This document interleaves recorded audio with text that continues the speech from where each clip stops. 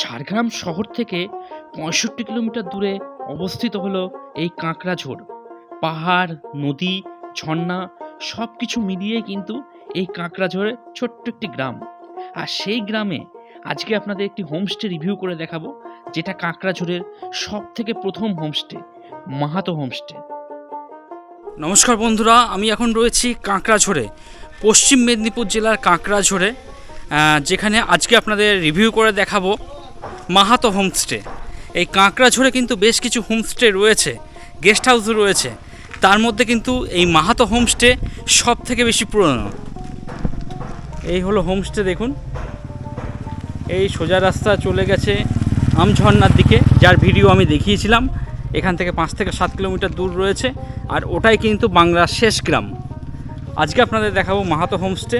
আপনারা যারা গাড়ি নিয়ে আসছেন, এখানে গাড়ি পার্কিং করতে পারবেন। আর এটা বোধহয় সব থেকে পুরনো হোমস্টে মনে হয় কাঁকড়াঝোড়ে, সর্বপ্রথম হোমস্টে। আচ্ছা, আস্তে আস্তে ওনার মারা যাওয়ার পরে দাদা ভাইয়ের ছেলে আছে, আচ্ছা আচ্ছা, ছেলে আছে মধু মাহাতো আর মধুসূদন মাহাতো, ওনারাই চালাচ্ছে। এবং সরকারি স্বীকৃতিপ্রাপ্ত, দেখতেই পাচ্ছেন এখানে হোমস্টে যে ব্যানারটা দেওয়া হয় সেটা দেওয়া হয়েছে এখানে আর কি। এগুলো সমস্ত রুম রয়েছে। এটা ডাইনিং প্লেস না, এটা ডাইনিং প্লেস। আর টোটালি কিন্তু মাটির, একদম মাড হাউস অরিজিনাল যেটাকে বলা হয় সেটাই। এখানে বসে আপনারা খাওয়া দাওয়া করতে পারবেন, ফ্রিজের ব্যবস্থাও রয়েছে।